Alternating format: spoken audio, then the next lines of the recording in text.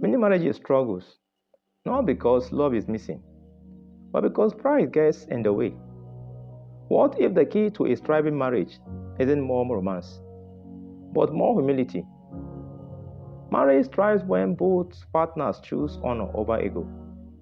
Too often, couples fight over being right, winning arguments, or protecting pride.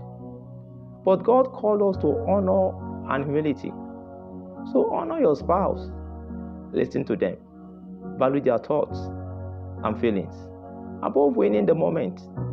When both partners choose respect over ego, communication improves, love deepens, and the home becomes a place of peace.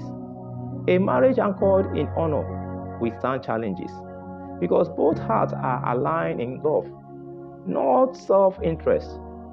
So do nothing from selfish ambition or conceit, but in humility count others more significant than yourselves. Let each of you look not only to his own interests, but also to the interests of others. Philippians chapter 2, verse 3 to 4. So today, choose honor over ego in your home.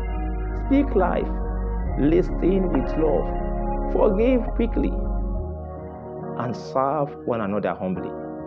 Then watch your marriage flourish and God blessing flow abundantly. Subscribe for weekly wisdom, encouragement, and practical truths to strengthen your faith and family. God bless your home. Yea, the deep things of God.